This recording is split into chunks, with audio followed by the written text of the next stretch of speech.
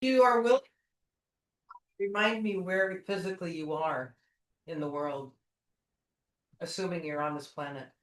I am. Bernie, Texas. Oh, you're close by. Thank you. Yes. Okay, it is exactly 11 o'clock. Assuming you're on this planet. Okie dokie. Well, we'll set our motivation. And then after we set our motivation, well, let's see. Okay. As we've been coming to understand through our studies these last months and years, we exist primarily at our fundamental level as mere consciousness that has the characteristics of awareness and knowing. And so, at this most fundamental level, what we are is merely continuous moments of awareness and knowing. And upon that, we build through our volition as we build the nature of the experience of our existence. So this is why it is possible to become a Buddha, and also why it is possible to become stuck in samsara, because we ourselves, based on this primordial condition of our existence, this mere awareness and knowing, we fall into habituated patterns that lead us into whatever the experiences that arises to our awareness. So we ourselves literally are as Venerable Robina says, we are the boss of our experience. So we come to Buddhism because it's sort of like taking driving lessons. If we're driving our experience of our existence, how wonderful it is that we have found an example of a mode of existing as a sentient being that the Buddha demonstrated. And we're even more fortunate that we have living examples, especially His Holiness the Dalai Lama, who has appeared in this world for our benefit to be a living example of how one can manage the momentary development of the experience we have of our own existence. So it's good to think of these things in this kind of very boiled down way. Because as sentient beings in our culture at this time, we have the incorrect feeling that what's real is the world out there. So we see the weather, the economy, human events as they unfold.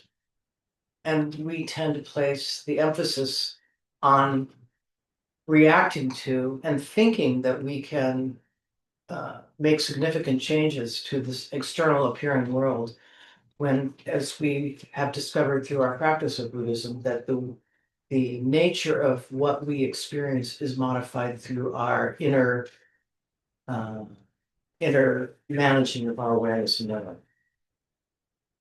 Hallelujah that we found a methodology through this Buddhist path.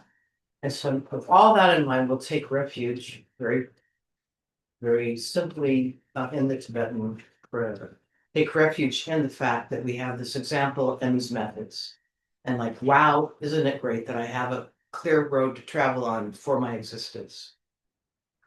Sangye Chodan Soki Choknam La Chakdu Bardu Dakni Kyapsuchi Daki Chinyan Gipe Sonam Ki Drola Penshu Sangye Drupar Sho Sangye Chodan Soki Choknam La Chakdu Bardu Dakni Kyapsuchi Daki chinyan ki pe sonam ki trola penchir sangye drupar sho sangye chodan soki choknam la jamshu pardu dakni kyapsu chi Daki jinso ki pe sonam ki Drola penchir sangye druparasho.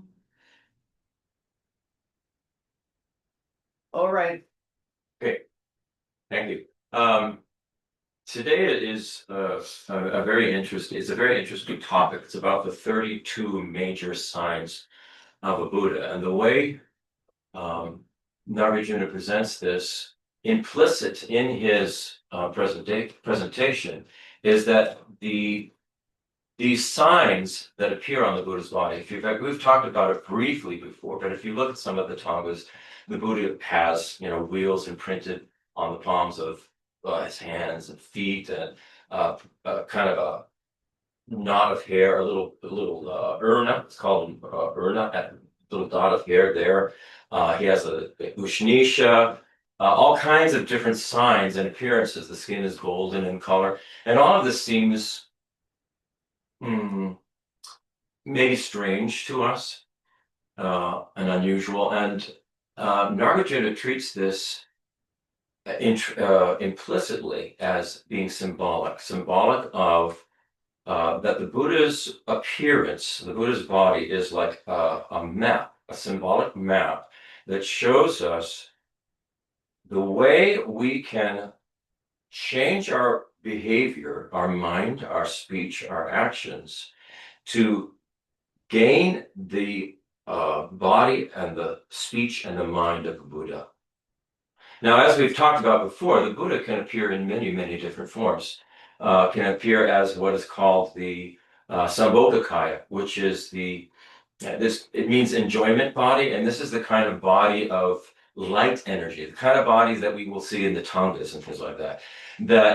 This body of light energy that highly realized beings can see. Like when we talked about Tsongkhapa back in December, Tsongkhapa could see the Buddha Manjushri. But what Tsongkhapa was seeing when he was able to do that, because Tsongkhapa had become highly realized, he was seeing a light Buddha, some made of light energy, Sambhogakaya. There's also what is called the Nirmanakaya.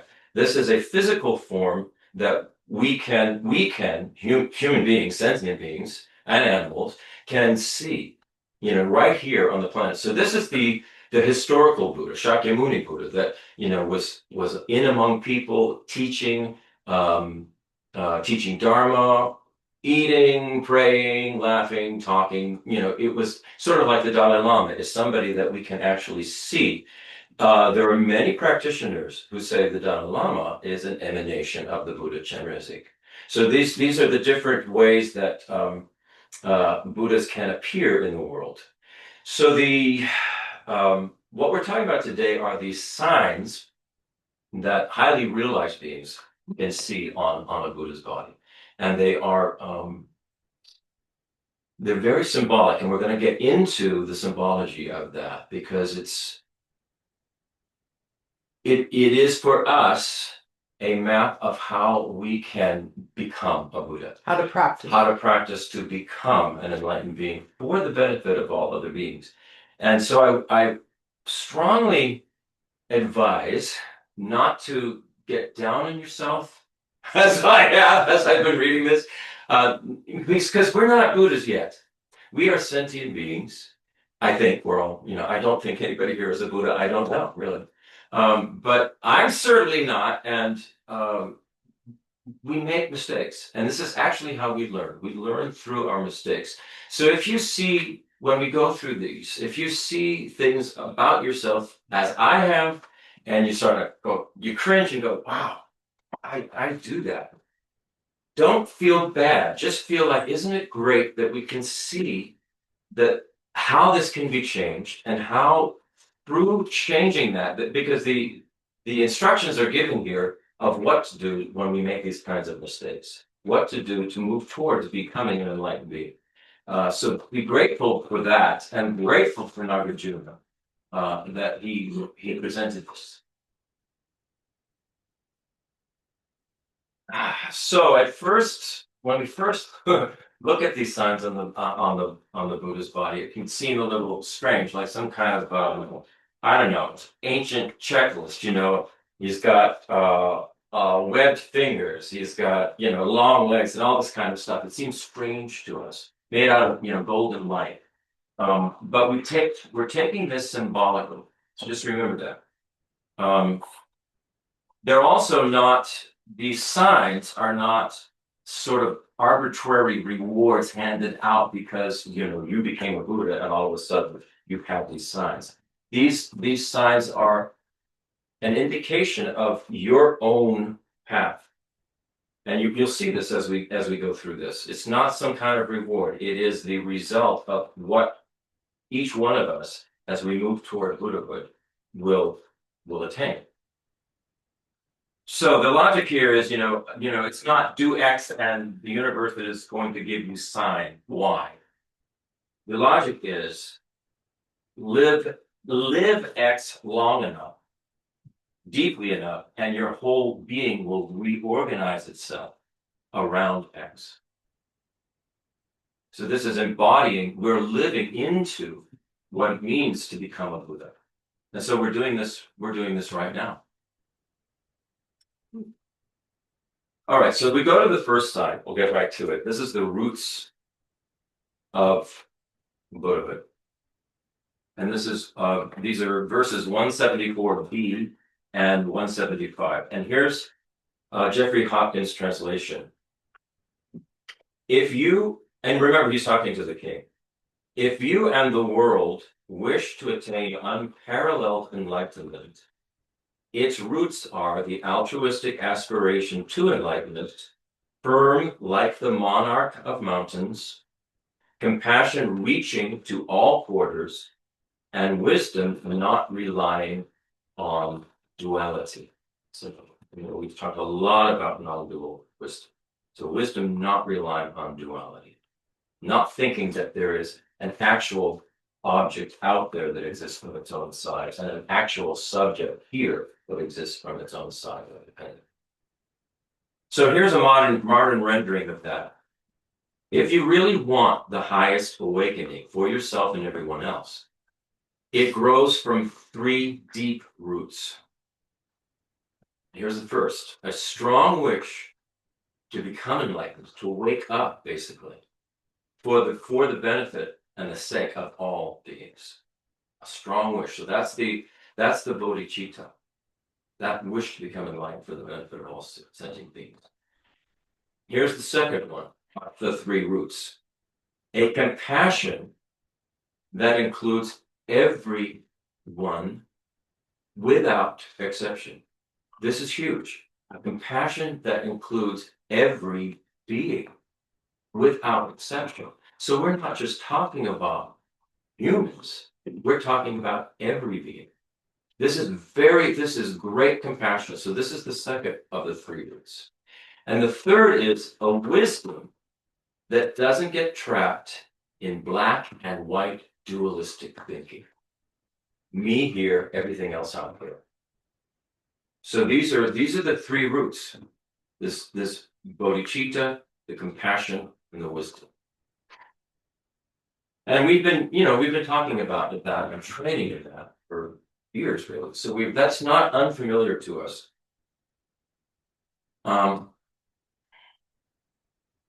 So let's talk a little bit about that. So bodhicitta is the wish to become enlightened so that we can help everyone else become enlightened too. Ultimately, because if we're thinking about the benefit and the happiness of all sentient beings, well, the way to do that is become enlightened oneself so that you can help others become enlightened. Because that's the way a sentient being is going to transform into a being that is free of ego self-grasping and is truly happy. Then we go to great compassion, and this is the emotional engine of bodhicitta. It grows when we really feel how much suffering exists in the world, and we genuinely want to relieve it. And that doesn't mean destroy the bad guy who's causing the suffering. Genuinely relieve the suffering at its root. That's what bodhicitta is about. So we have to feel other suffering as unbearable for ourselves. It's almost the way, they talk about this all the time, almost the way a mother for her baby, for her child, when a mother sees, or a father sees their child with this suffering, really and terrible suffering, it is unbearable, and you will do anything you can to relieve that. That's the kind of feeling we're talking about. This totally interconnected feeling. Then the third is wisdom that is free from extremes. So we're talking then insight into emptiness, a realization, an understanding of emptiness and dependent arising, how everything is interdependent, interconnected. We've talked a lot about this. So this means that things don't exist as solid, fixed entities, but they're also nothing at all.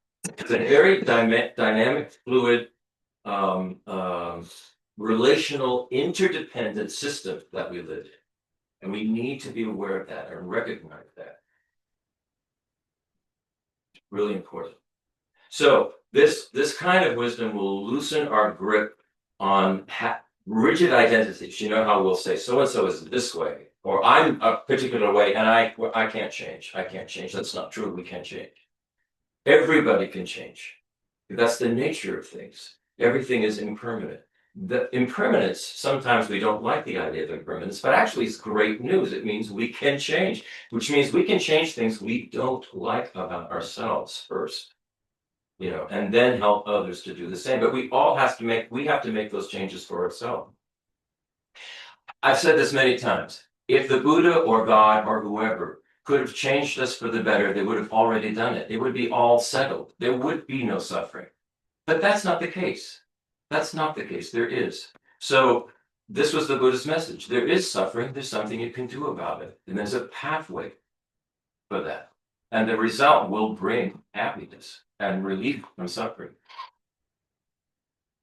So those three things create the conditions for becoming a bodhisattva and eventually a Buddha. So now we start with the 32 signs. And here's verse 176. O great king, listen to how your body will be adorned with the 32 signs of a great being. Here's the modern rendering. Great king, if you want to know how a Buddha's extraordinary body comes to be, listen closely. I'm about to explain the causes. So these are what the signs are, the causes. It explains the causes of how to have these signs. Nagarjuna is saying that our inner life shapes our outer reality. This is what we've been talking about all along when we're talking about non-dualistic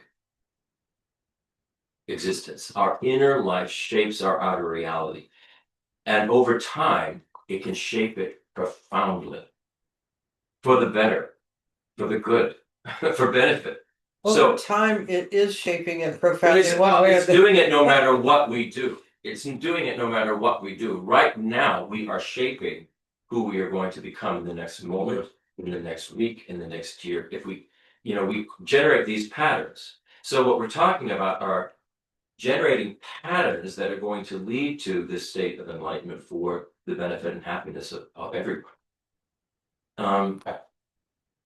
A Buddha's body reflects a mind that is perfected through virtue, wisdom, compassion over countless lifetimes. So we have to take a very, very long view here and not worry about it. Not get caught up in, well, this is the only life I have. No, not. The only time there is actually is the present moment. That's it. The rest is all perception and thinking. So the Buddhist signs are what kindness, ethical discipline, patience, generosity, and a deep understanding of the nature of reality really look like when they've been practiced to perfection. So what follows now is Nagarjuna's symbolically poetic way of connecting specific virtuous actions to specific awakened qualities of Buddha. Each verse shows how something very human, like helping others or speaking kindly or keeping your word, becomes something transcendent over time. So here we go. Here's the first sign. Sign 1, wheels on the hands and the feet. So there are imprinted wheels. I mean, if you have a chance to look at a Buddha Thanga, there are imprinted wheels on the palms of the hands and on the bottom of the feet. Here's verse 177, Jeffrey Hopkins. Through proper honoring of stupas, honorable beings, superiors, and the elderly, you will become a universal monarch, your glorious hands and feet marked with wheels. Here's a modern rendering of that. By consistently honoring what deserves respect, enlightenment itself, wise beings, and those who came before you, your elders, the sort of the lineage of who came before you, you will become, by honoring them, you will become what is called a universal monarch, your glorious hands and feet marked with wheels. So, this is about honor and respect giving us a direction in our life. It's a sign about where our life moves and how it moves. Nagarjuna is talking about how we train ourselves day after day to recognize what matters more than our own preferences. A wheel symbolizes movement with a purpose. When Nagarjuna places wheels on the hands and feet, he's saying that a Buddha's actions and direction are never random. Never. Nagarjuna says the cause of this is respect. This is respect for others. And also, he's talking about respecting stupas. Stupas are honored because they represent enlightenment and the Buddha's activity in the world. That's why stupas are honored. Not just because they're interesting buildings, but they contain relics. It's about enlightenment. It's as if you were honoring the Buddha by honoring the stupa. So our parents, the elderly, the sick, and those who have cared for us are honored because they are living reminders of our interdependence. Living reminders of interdependence. And remember, interdependence is the nature of reality. So they are all living reminders for us of that. That's why we honor them. Humility is embedded in this. Absolutely, it is. Every step of the way. Another way you could just say this is,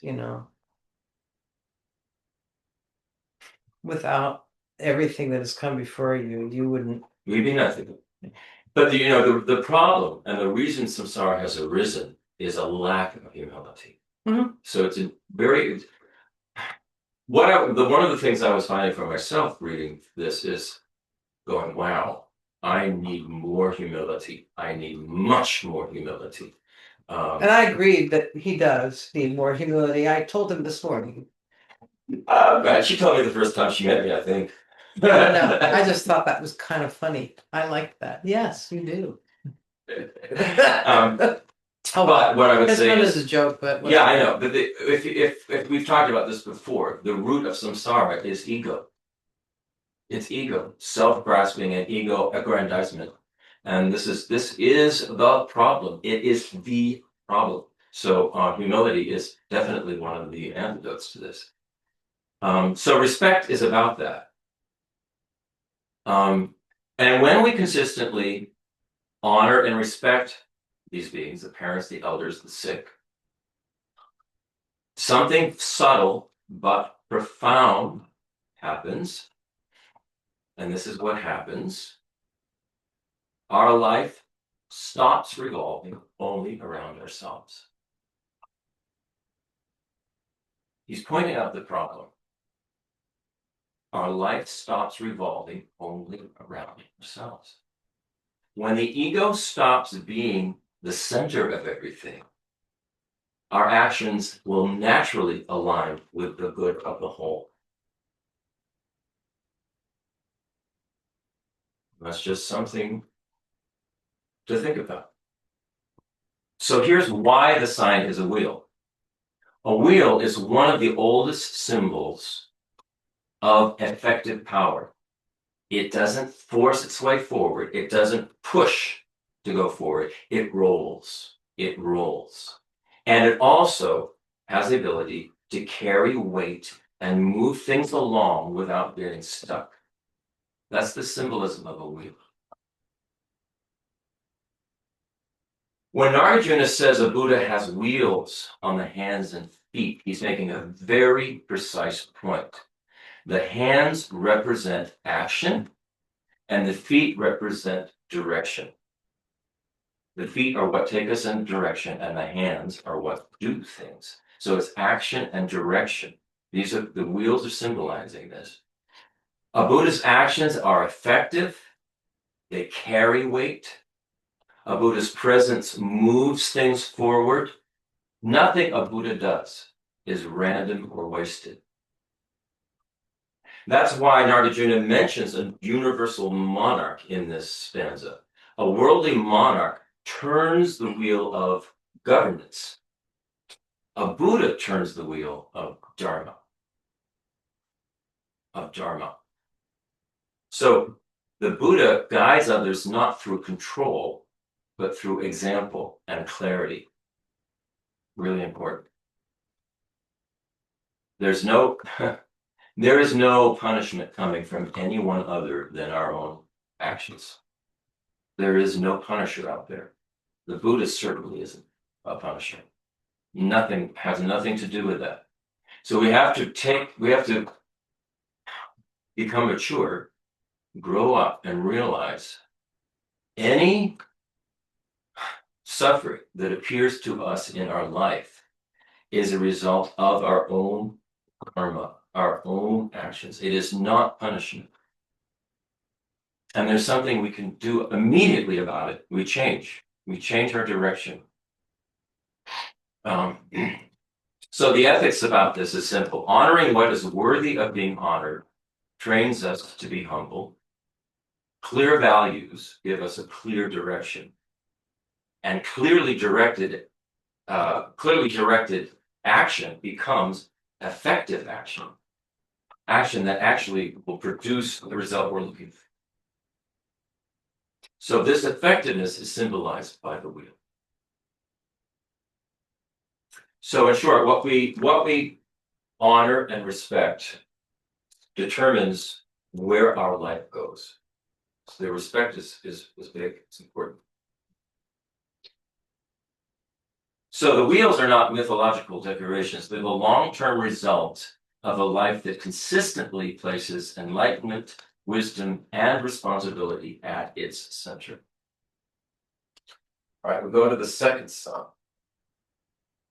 The second sign is level feet. It says feet like the bottom of your, you don't have arches. Flat feet. Flat feet like the bottom of a tortoise. So here's the Jeffrey Hawkins translation, verse 178. O king, always maintain firmly what you have vowed about the practices. You will then become a bodhisattva with feet that are very level. So the modern rendering is when we hold our commitments steadily and don't let them erode, our path becomes stable. Over time, this stability appears as feet that rest evenly on the ground.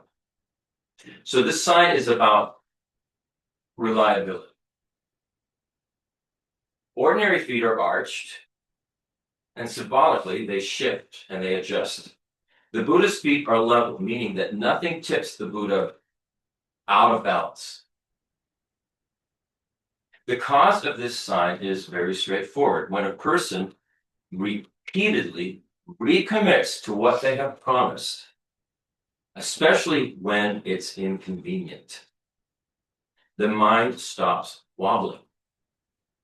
when we consistently live by the values and practices we have agreed to uphold, our intentions and our actions stop drifting apart. We can have great intentions. I mean, I've had really great intentions, but my actions do not always match my intentions. And I'm sure this is the same for all of us. So we're talking about being consistent, being reliable. So when we consistently live by the values and practices that we've agreed to uphold, our intentions and actions stop drifting apart, and our life gains steadiness. So the sign of level feet reflects balance. Wisdom without compassion can become detached. This is true.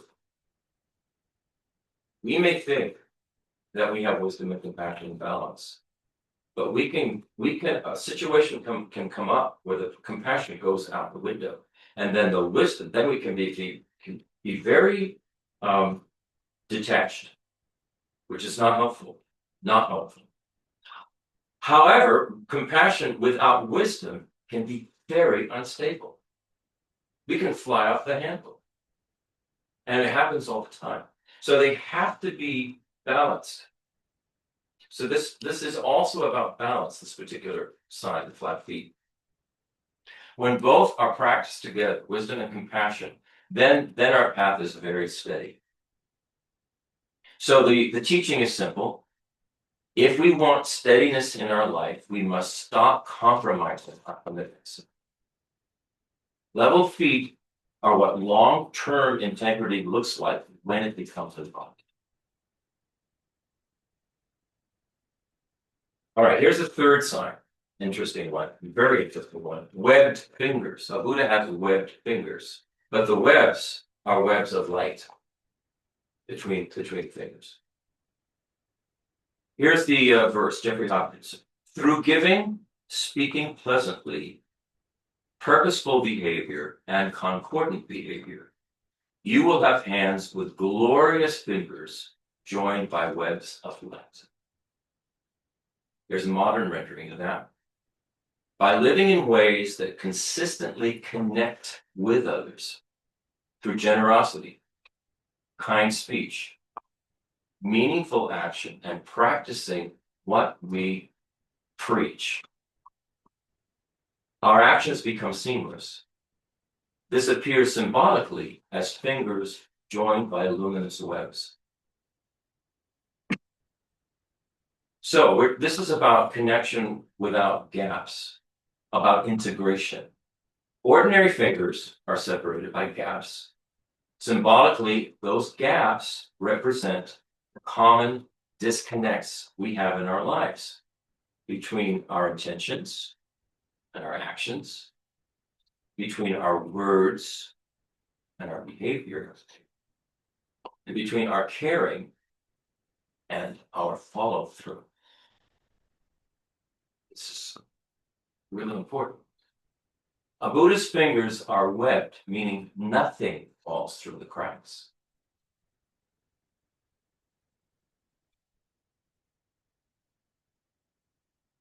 The cause of this sign is the practice of the 4 ways of giving.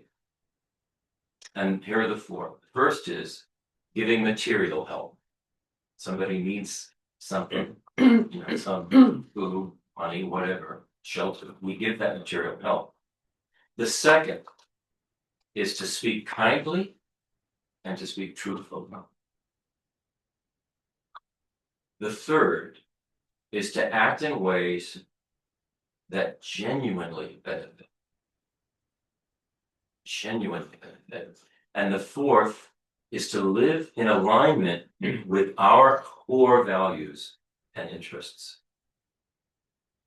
So if we are out of alignment with what we're saying we are intending to do in our life, but we're out of alignment with that, it creates disconnect,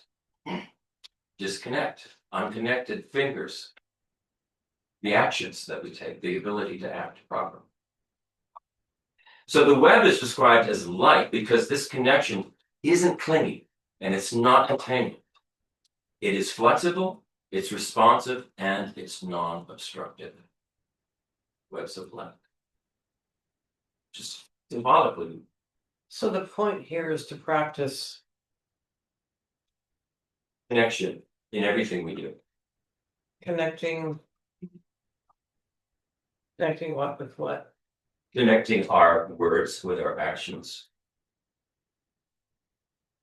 So our intention with our intention with what we do. with our words and our actions of body, speech, and mind.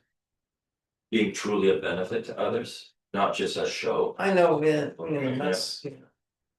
that's so. This is for each one of us. Each one of us will have our own examples in our own lives to look I at. was trying to make Yeah. super what you're saying. What you're saying is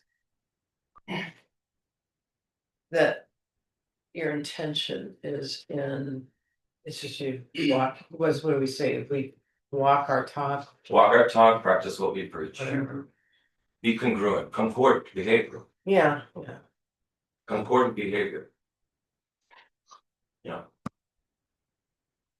So when our words, actions, and values connect, our words, actions, and values connect, our life connects. All right, the fourth is soft hands and feet. And the fifth, these go together, these two go together. Soft hands and feet, and broad, well-filled limbs and upper body. Soft hands and feet, broad, well-filled limbs and upper body. Here's the verse. Jeffrey Hopkins. Through abundant giving of the best food and drink, your glorious hands and feet will be soft. Your hands, feet, shoulder blades, and the nape of your neck will broaden. So your body will be large, and those 7 areas broad. When we're talking about 7 areas, we're talking about 2 hands, 2 feet, 2 shoulder blades, and 1 nape. Here's the modern rendering. By generously offering nourishing food and drink to those in need, your care becomes embodied as gentleness and strength. Over time, this appears as soft hands and feet and a body that is broad, steady, and capable of carrying responsibility. So this is about gentleness and capacity, and the gentleness and capacity come from nourishing others. Again, it's connecting with others. These 2 signs arise from one very basic cause: feeding the hungry. Feeding what is hungry. Food and drink are the most fundamental forms of support that we know. When someone repeatedly responds to hunger and thirst with generosity, especially offering what is good and nourishing, the body learns care at a very deep level. Soft hands and feet symbolize gentleness. A person who habitually relieves suffering does not become hard and defensive. Their touch becomes naturally. Have you ever known anybody like this? I have. I know a woman about this. All she has to do is touch me, and I can feel this immense kindness coming from this woman. And she's like this with everybody. I mean, she's just an amazing woman. And I'm going, what? Wow, what is that? And she's just like this, very kind, always wanting to help you, nourish you. I mean, it's just an amazing thing. And wouldn't it be wonderful if we could all have that? Just our touch,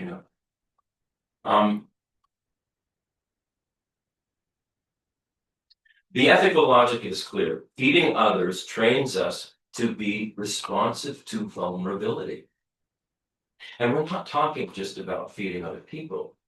We're talking about animals, every kind of being, the birds, the squirrels, the insects even, I mean, it gets to that level because everything is interdependent, interconnected. It's a system.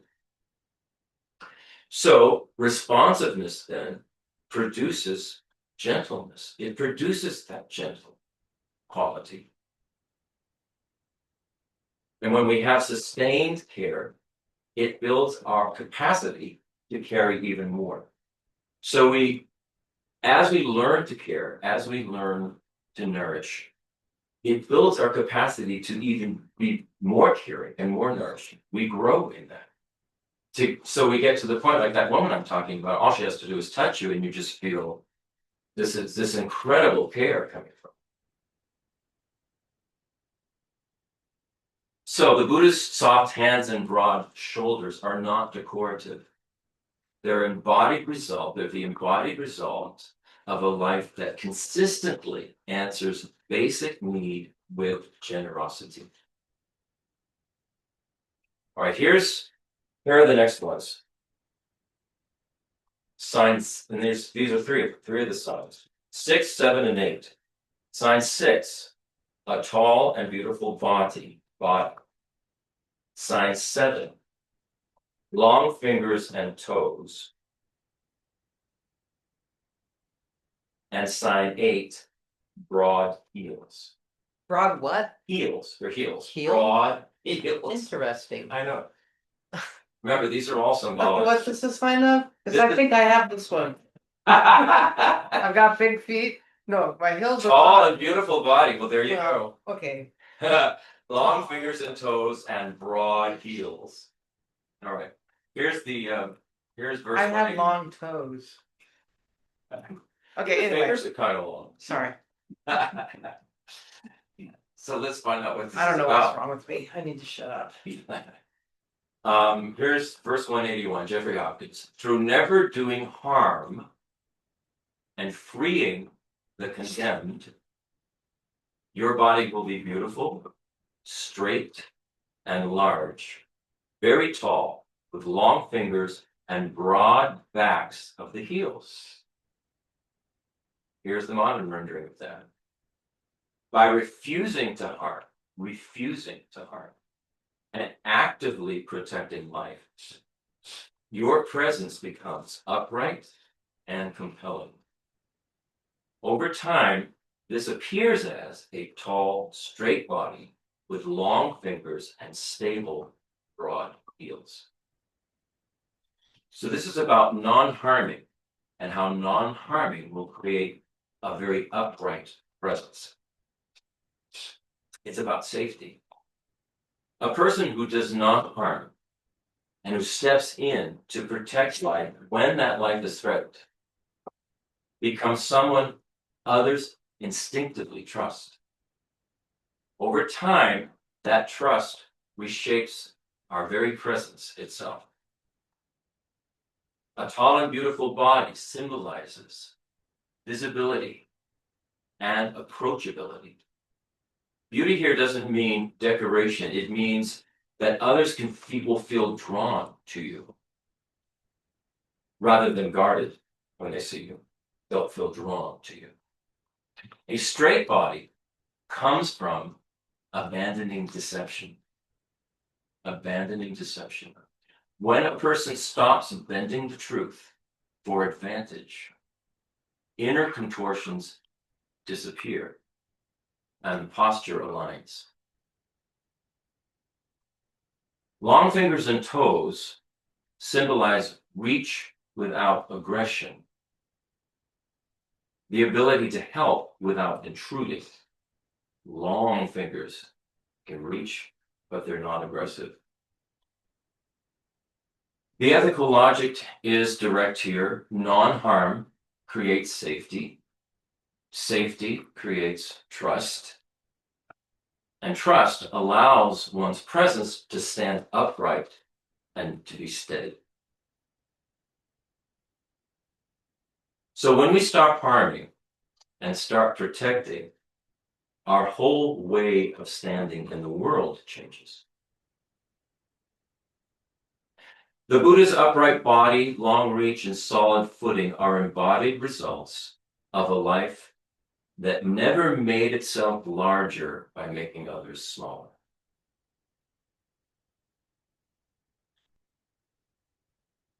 I find these very touching. Here are the next three signs, sign 9, 10, and 11. 9 is healthy color and smooth ankles.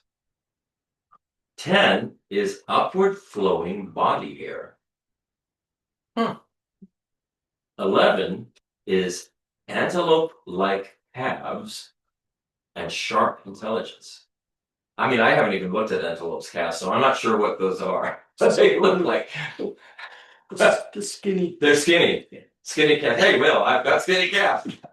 Skinny calves. Okay. I'll be doing body scans later. So here they are again. 9, 10, and 11. Healthy color and smooth ankles. 10, upward flowing body hair. And 11, antelope-like calves and sharp intelligence. So here are verses 182 and 183. Here's Jeffrey Hopkins. Through spreading the vowed practices, you will have glory, a good color, your ankles will not be prominent, your body hairs will stand upwards. Here's 183.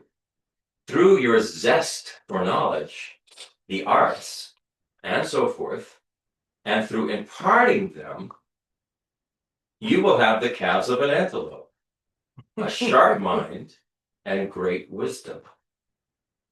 So this is really interesting. So it's about sharing the practices and having knowledge and be involved in the arts and imparting them.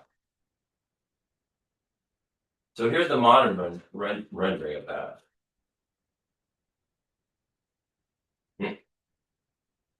By keeping your commitments well and sharing the path with others, your life gains vitality and upward momentum. By delighting in learning and generously teaching what you know, your movement becomes graceful and your intelligence keen. I think the girl from Ipanema had some of these I qualities. definitely think she had these qualities. So she was tall and lovely. I don't know what her calves were like, but they may have been like that. She probably had pretty good legs. Okay. So, upliftment comes from commitment and joyful learning. These signs are about energy, where it flows and how it moves. Good color represents vitality. When a person lives in line with their values and shares them openly, inner conflict diminishes. That harmony shows up as a healthy, settled presence. Smooth, non-prominent ankles symbolize continuity. Ankles connect feet to the rest of the body. When they do not jut out, it suggests a life where practice is integrated rather than compartmentalized. When the ankles don't jut out, it represents a life that is a practice is integrated rather than compartmentalized. Nothing is awkward or disconnected. Upward flowing body hair is one of the clearest symbols in this section. It represents aspiration. Energy is not sinking down into discouragement or distraction. There's the two places we can easily go, get discouraged and down, or we easily distracted. I think I'll watch a movie. I think I'll look at the news. The second verse, energy is not sinking and discouragement, and we don't go into a distraction, and that energy is oriented upward toward what is meaningful.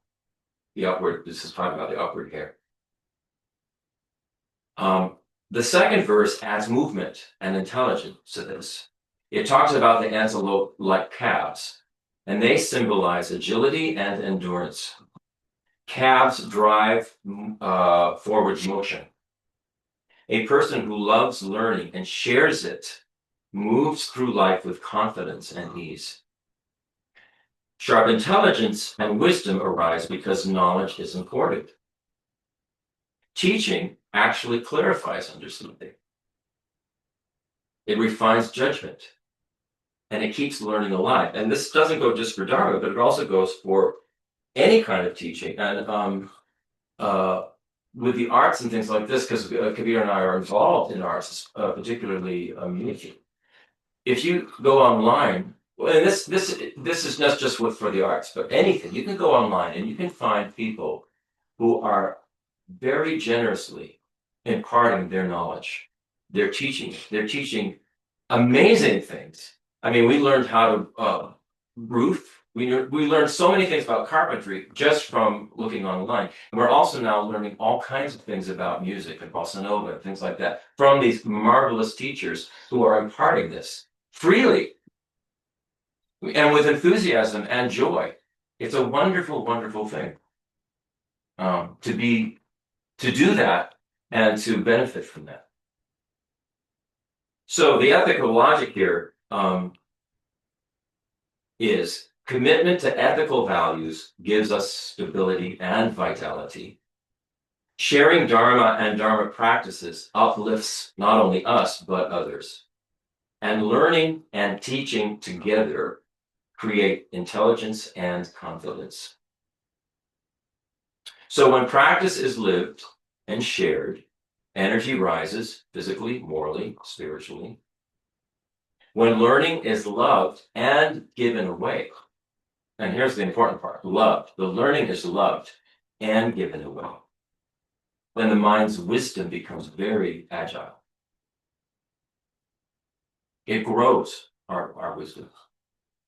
So these signs show what happens when dedication is joined with curiosity and the generosity of mind. So that's what those signs are about. Okay. Oh, good. I want to make sure we get to 14. 14 is like the most interesting. This is 12 and 13. These signs. 12 and 13. These are long, capable arms. Oh, wait a minute. This is it. Yeah, 13. All right. This one is extremely interesting. Sign 12, long, capable arms. And sign 13, inwardly resting, generative power. So I'll read the translation, 184, 185, Jeffrey Hopkins. If others seek your wealth and possessions through the discipline of immediate giving, you will have broad arms, a pleasant appearance, and will become a leader of the world. 185. Through reconciling well friends who have become divided, you will become the best of those whose glorious secret organ retracts inside. Let me read that again. 185. Through reconciling well friends who have become divided, you will become the best of those whose glorious secret organ retracts inside. Here's a modern rendering of this. When you respond to requests for help without hesitation, your capacity to support others expands naturally.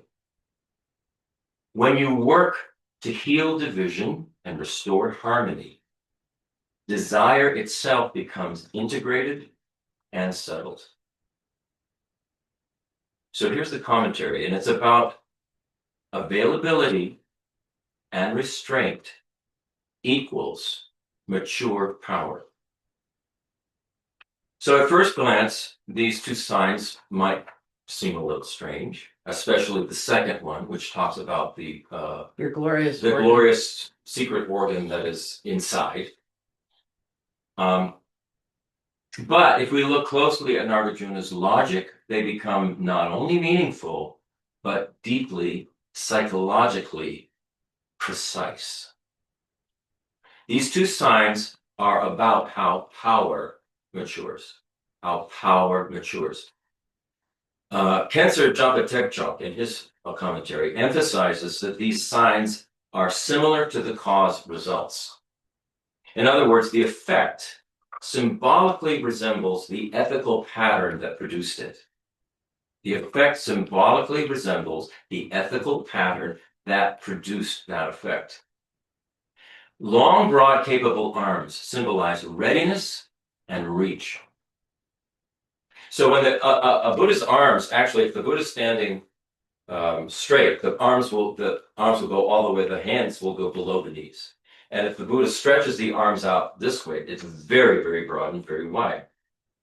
So this represents readiness and reach. When generosity is immediate, not delayed, not calculated, or reluctant. Not delayed generosity, not calculated generosity, and not reluctant generosity. Those are three types of generosity I think we're all familiar with. But just without hesitation, just immediately generous.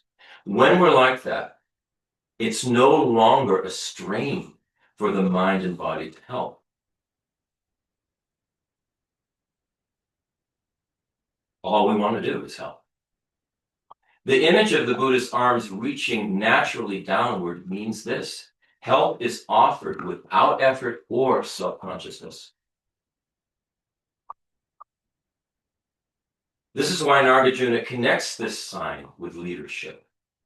People will trust, follow, and feel safe with those who are reliably available and reliably helpful, not those who posture or hesitate. Over time, that psychological openness becomes embodied as a form that literally symbolizes reach. The Buddha's long arms aren't cosmetic, they are visible generosity. The second side is much more subtle and deeply ethical. Nagarjuna presents us with an image of the Buddha's sexual organ, whether male or female, being retracted inside the body. Kensar Jampa Tekchok is very clear in his commentary that this is not about sexual repression.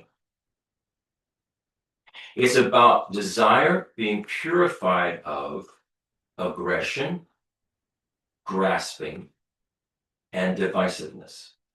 Desire being purified of aggression, grasping, and divisiveness. Desire becomes toxic when it fragments relationships, when it pulls people into rivalry, jealousy, obsession, or objectification. It becomes toxic. The image of generative power resting inwardly symbolizes desire that is no longer outwardly compulsive. The cause of this is reconciling people who are divided. Reconciling people who are divided, bringing conflict back into resolution and relationship. When we heal divisions between others, we are training in emotional maturity, responsible relationship, and non-grasping connection. Healing division between others requires patience, it requires restraint, it requires the ability to hold tension without letting it erupt into aggression or domination or just impulsiveness. This is an amazing lesson here. Reconciled sexual energy is the result of emotional and relational balance and integration. So if we can heal division With patience, restraint, and the ability to hold tension without erupting into aggression, domination, or impulsiveness, over time, this will train our energy to serve wholeness rather than impulse. This is going to require training. So the ethical logic of these two signs is clear. Immediate generosity trains us in being available. People will know we're available. Reconciliation trains us to hold and manage our emotions safely and maturely. And together they produce leadership without domination. So this particular verse is profoundly modern in its psychology. It's shockingly contemporary if you look at it, because through modern psychology we now know that unresolved conflict, relational fragmentation, sexual compulsion, and the inability to manage and respond to emotional states effectively are all deeply connected. This is true. I looked it up. This is absolutely true. I'll say it again. Through modern psychology, we now know that unresolved conflict, relational fragmentation, sexual compulsion, and the inability to manage and respond to emotional states effectively are all deeply connected. Nagarjuna, what Nagarjuna is saying is if we make harmony our life's work, then our inner energies will reorganize around peace. So this is a kind of karma that's expressing itself as psychological integration. Any discussion on this one? Because I found this one to be, when I first read about the signs of the Buddhism, I just thought, wow, this is all so weird. But when I looked into the symbolism of it, I found it extraordinarily appropriate and helpful. And Well, I'm just thinking about, say in conflicts within a family system, and how to be effective as a helping to resolve, it requires not simply put having taken the side.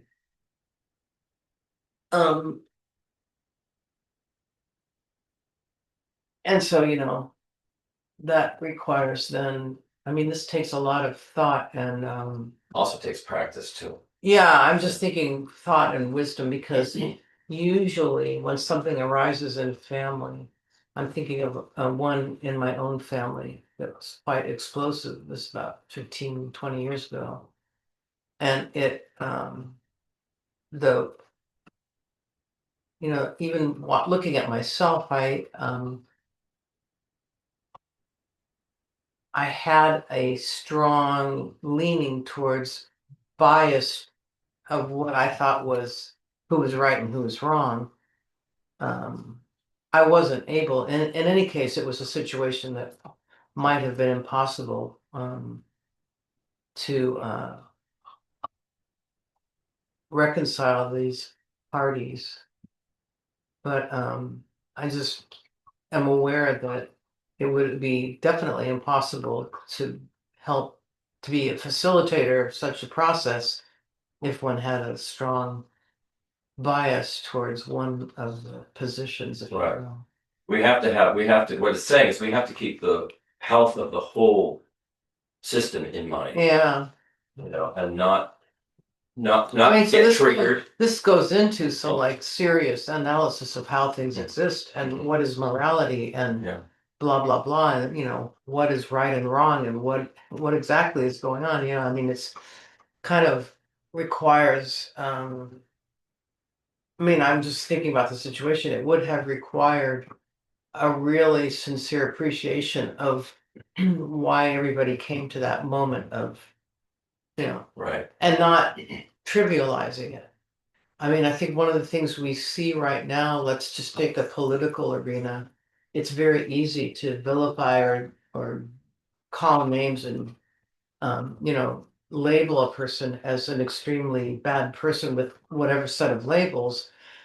We hardly, I never hear anyone talking about how each of us come to our worldviews, how each of us come to believe that these things that we think are fundamentally how things are and should be, as different as they are, I mean, we just tend to smash and say they're just idiots, and the Darwin effect will have its, and that's not what this is talking about. Right. It's talking, You could just say that the actors in whatever situation are coming from all of their experiences, and if we go in with our own judgments, we're never going to resolve anything. And so sometimes seeing the bigger picture, right or wrong, that to me is wisdom.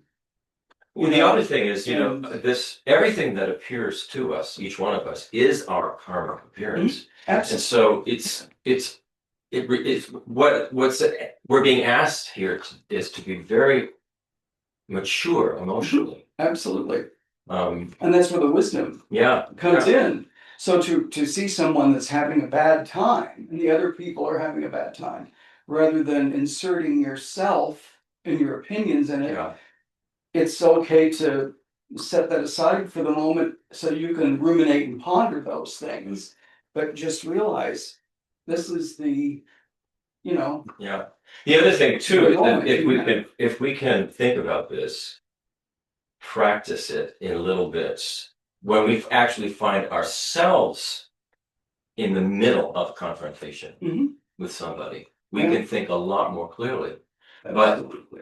Normally we don't. We just are triggered and Mhm. boom, there it goes, out the window. Well, it sort of requires both parties essentially to be the facilitators, which is pretty much impossible for most people. That's impossible, but Yeah. even And if it one, would help. Somebody has to make a move though. yeah, And it may not If even both be have something these- that you point out to the other person. I'm making a move to help you. Yeah, you when if don't both do have that. this predisposition of acting that way, then yeah. they can act both as facility, and then they wouldn't just fight with each other. Right. And so actually what we're being asked to do as Dharma practitioners is to train ourselves in this kind of emotional maturity.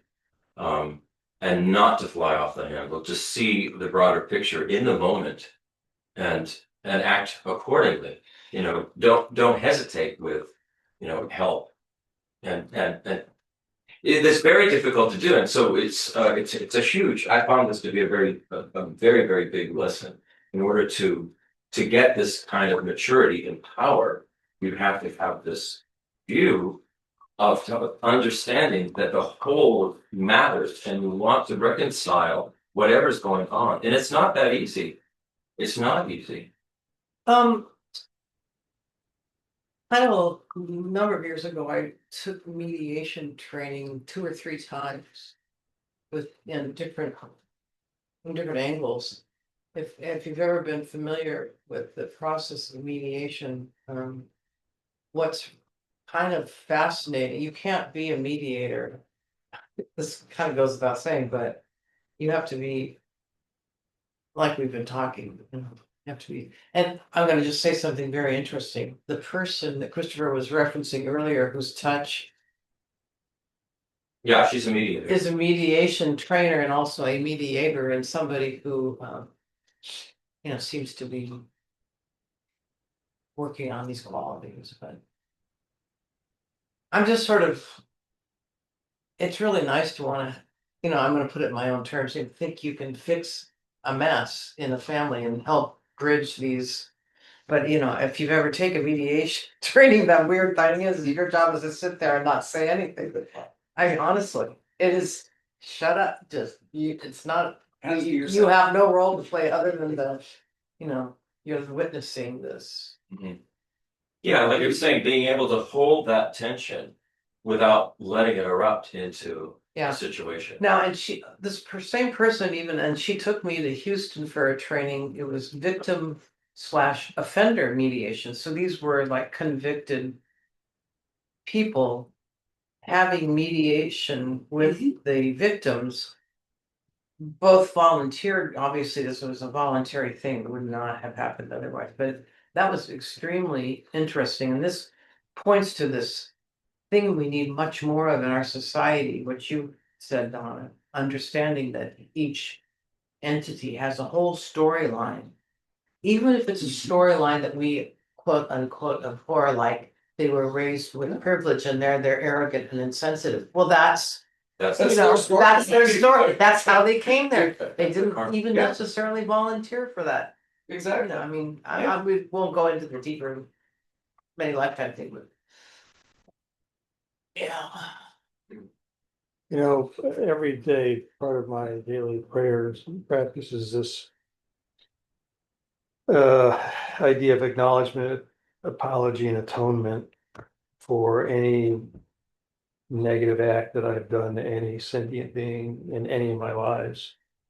And so I just kind of have this process where I have specific people that I want to apologize and atone to, but in more general, it's any sentient being that I've harmed in any of my lives, as well as any sentient beings who were my enemies. And so every day I kind of go through this, it's very short, but through this um, prayer sort of as part of my daily practice.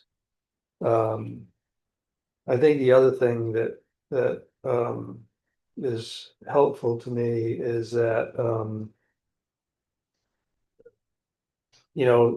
everything is our own. I mean, you said it's our own karma, but every appearance is our own karma. But everything is a mental construct. At the end of the day, it's our own mental construct. Yeah.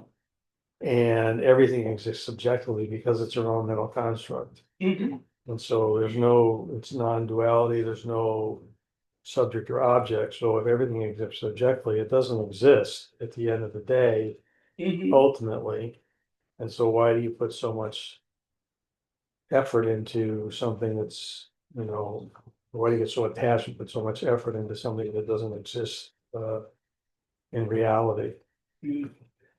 I think though that all of this is a reminder for us in the present moment that when those things do come up, that we don't fly off the handle, that we have these tools, Yeah. that are essential. Yeah. Because we're gonna walk I out think the door and often keeping your mouth shut's a good idea.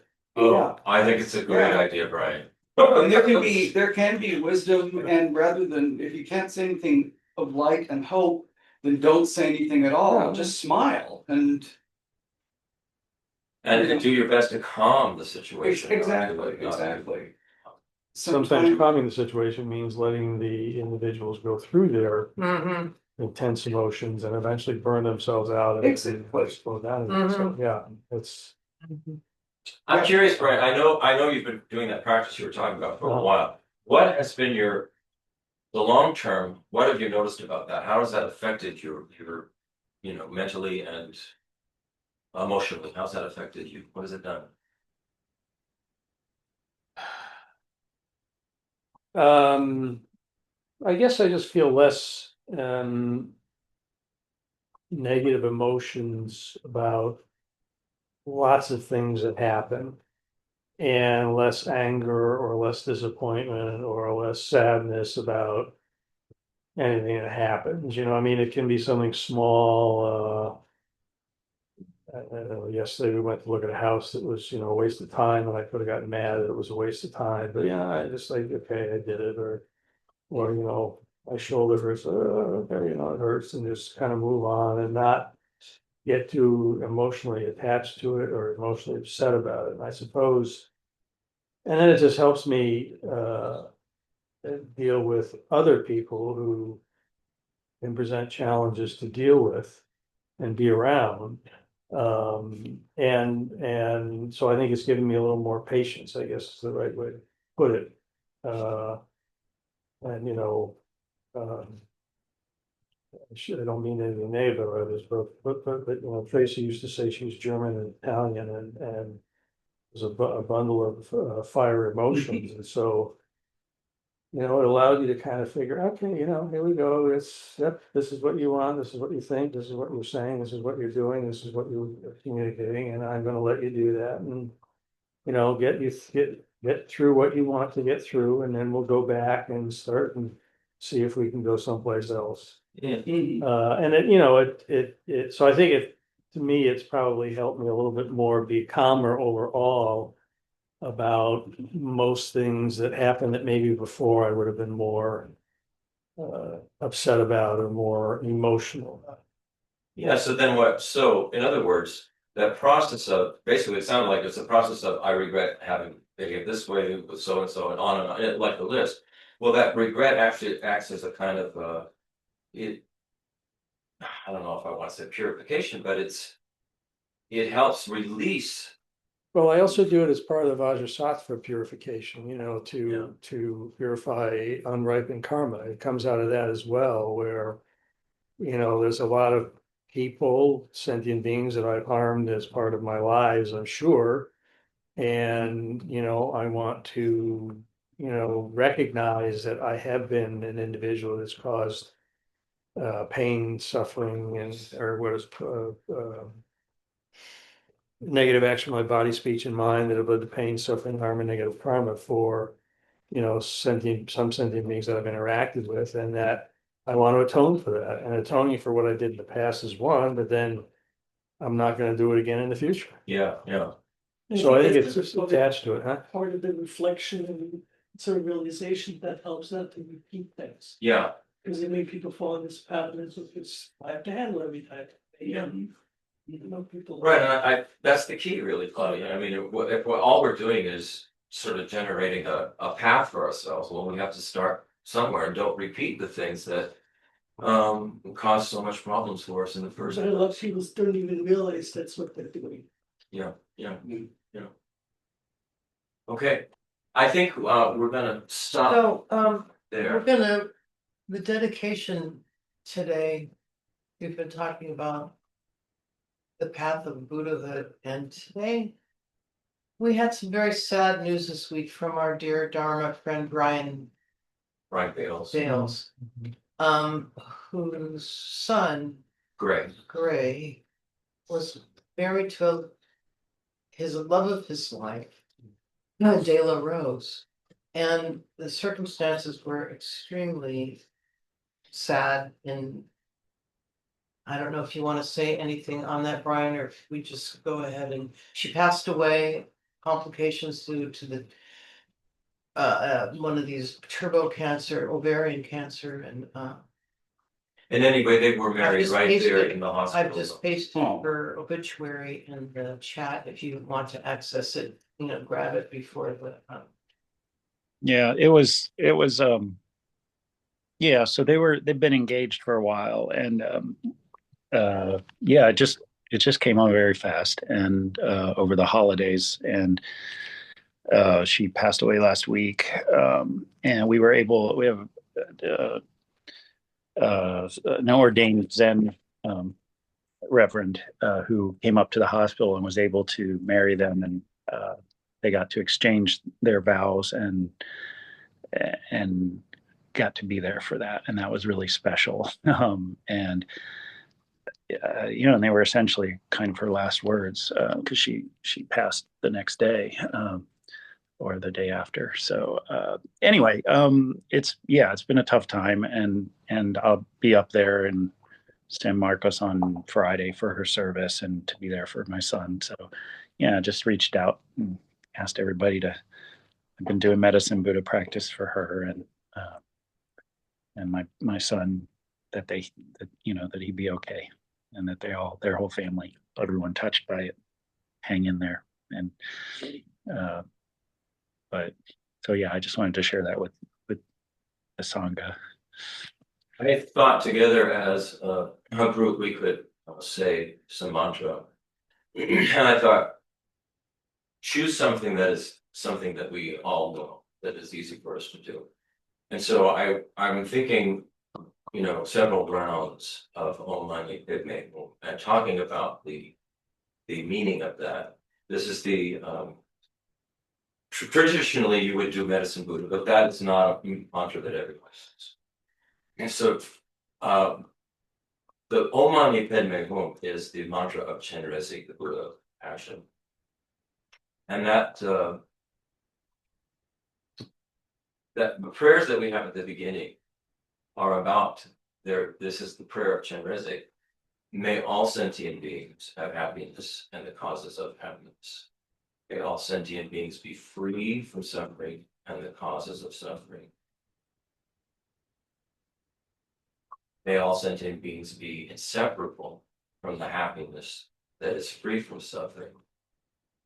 And may all sentient beings abide in equanimity, free from attachment, friends, and hatred for enemies. The attachment and aversion that both some close and others distant. So this is about, love and compassion and equanimity. So I think if we hold those thoughts in mind, particularly for Gray, Brian's son,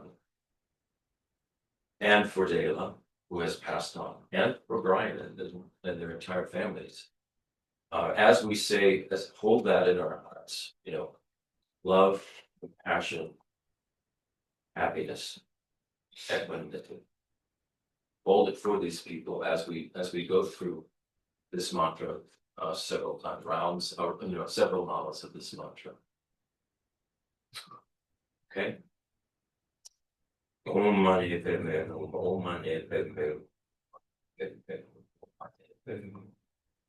Om Mani Padme Hum, Om Mani Padme Hum, Om Mani Padme Hum, Om Mani Padme Hum. Om Mani Padme Hum, Om Mani Padme Hum, Om Mani Padme Hum. Om Mani Padme Hum, Om Mani Padme Hum, Om Mani Padme Hum, Om Mani Padme Hum. Om Mani Padme Hum, Om Mani Padme Hum, Om Mani Padme Hum, Om Mani Padme Hum, Om Mani. Om Mani Padme Hum, Om Mani Padme Hum, Om Mani Padme Hum, Om Mani Padme Hum, Om Mani Padme Hum, Om Mani Padme Hum. Om Mani Padme Hum, Om Mani Padme Hum, Om Mani Padme Hum, Om Mani Padme Hum, Om Mani Padme Hum. Om Mani Padme Hum, Om Mani Padme Hum, Om Mani Padme Hum, Om Mani Padme Hum, Om Mani Padme Hum, Om Mani Padme Hum, Om Mani Padme Hum, Om Mani Padme Hum. Om Mani Padme Hum, Om Mani Padme Hum, Om Mani Padme Hum, Om Mani Padme Hum, Om Mani Padme Hum. All right, let's stop just for a moment there. We're used to saying Om Mani Padme Hum now. Now, as we're saying Om Mani Padme Hum, let's take this aspect of the prayer of Chenrezig, this aspect of may all sentient beings have happiness. Now, this is love. This is what love is. Love is may you be happy. So as we're thinking, as we say this next round, let's be thinking of Brian's son Gray, his wife Darla. May they have happiness. Be thinking, sending them love, and sending Brian and the entire family, sending love as we say this next round of Om Mani Padme. Om Mani Padme Hum, Om Mani Padme Hum, Om Mani Padme Hum, Om Mani Padme Hum, Om Mani Padme Hum. Om Mani Padme Hum, Om Mani Padme Hum, Om Mani Padme Hum, Om Mani Padme Hum. Om Mani Padme Hum, Om Mani Padme Hum, Om Mani Padme Hum, Om Mani Padme Hum. Om Mani Padme Hum, Om Mani Padme Hum, Om Mani Padme Hum, Om Mani Padme Hum, Om Mani Padme Hum. Om Mani Padme Hum, Om Mani Padme Hum, Om Mani Padme Hum, Om Mani Padme Hum. Om Mani Padme Hum, Om Mani Padme Hum, Om Mani Padme Hum, Om Mani Padme Hum, Om Mani Padme Hum. Om Mani Padme Hum, Om Mani Padme Hum, Om Mani Padme Hum, Om Mani Padme Hum. Om Mani Padme Hum, Om Mani Padme Hum, Om Mani Padme Hum, Om Mani Padme Hum, Om Mani Padme Hum. Om Mani Padme Hum, Om Mani Padme Hum, Om Mani Padme Hum, Om Mani Padme Hum, Om Mani Padme Hum, Om Mani Padme Hum. Om Mani Padme Hum, Om Mani Padme Hum, Om Mani Padme Hum, Om Mani Padme Hum, Om Mani Padme Hum. Let's stop for a moment here. Think of another aspect of this Chenrezig prayer is compassion. And compassion means may you not suffer. And so as we're thinking of Gray and Dela, and Brian and their entire families. Let's think this thought of compassion. May they not suffer. Hold that compassion in your hearts as we go through this next round. Om Mani Padme Hum, Om Mani Padme Hum, Om Mani Padme Hum, Om Mani Padme Hum, Om Mani Padme Hum. Om Mani Padme Hum, Om Mani Padme Hum, Om Mani Padme Hum, Om Mani Padme Hum. Om Mani Padme Hum, Om Mani Padme Hum, Om Mani Padme Hum, Om Mani Padme Hum.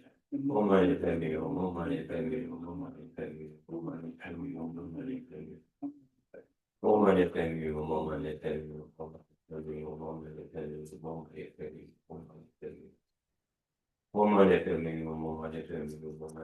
Mani Padme Hum, Om Mani Padme Hum, Om Mani Padme Hum. Om Mani Padme Hum, Om Mani Padme Hum, Om Mani Padme Hum, Om Mani Padme Hum, Om Mani Padme Hum. Om Mani Padme Hum, Om Mani Padme Hum, Om Mani Padme Hum, Om Mani Padme Hum, Om Mani Padme Hum, Om Mani Padme Hum. Om Mani Padme Hum, Om Mani Padme Hum, Om Mani Padme Hum, Om Mani Padme Hum, Om Mani Padme Hum, Om Mani Padme Hum.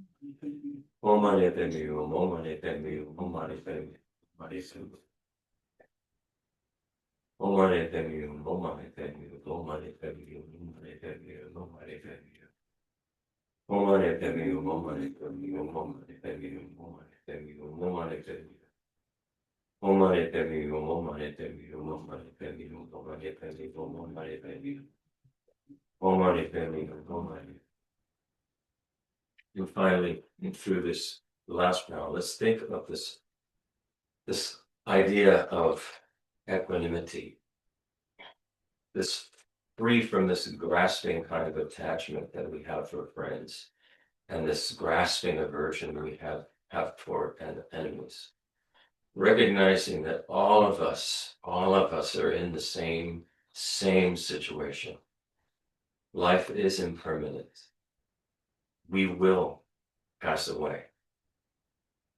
Life also continues. Consciousness goes on.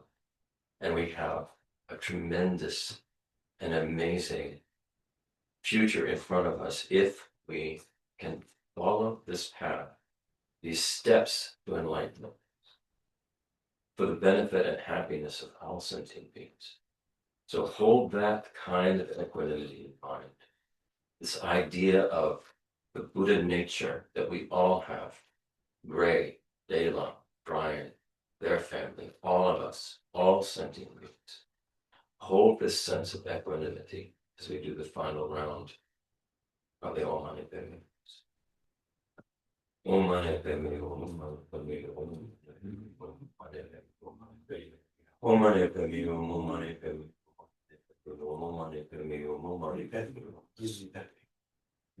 Om Mani Padme Hum, Om Mani Padme Hum, Om Mani Padme Hum, Om Mani Padme Hum, Om Mani Padme Hum, Om Mani Padme Hum.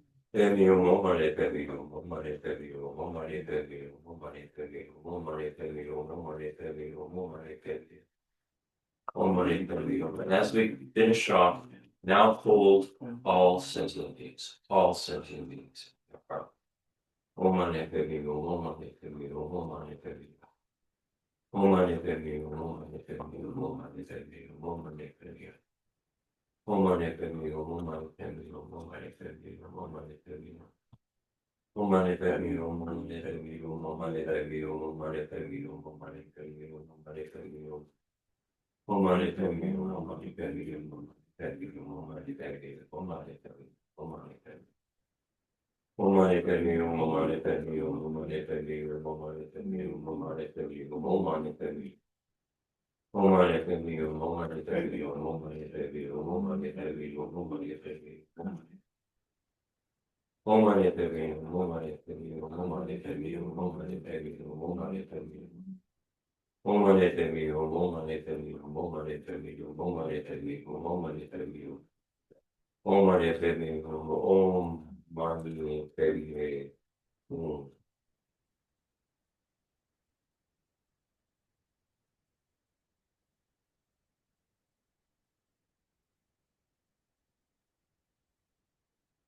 Okay. Thank you, everyone. Thank you. Um, hold Brian and Gray and their families in Dela. You know, remember them throughout the week. All right, so let's just do a wrap up dedication with all of this in mind. Yeah. May the precious Bodhi mind, not yet born, arise and grow. May that born have no decline, but increase forevermore. May the view of emptiness, not yet born, arise and grow. May that born have no decline, but increase forevermore. And then maybe in all my lifetimes, may I never be separated from perfect spiritual masters. And so enjoy the magnificent Dharma, completing all the qualities. The stages of paths, may I quickly attain the state of Dharma, primordial Buddha. It is only from the kindness of my gurus that I've met the fearless teachings of the Buddha. Thus, I dedicate all merit so that all sentient beings in the future be guided by kind and holy gurus.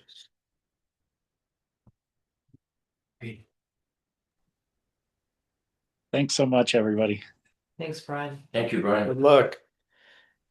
Thank you. Okay, until next time, onward we go.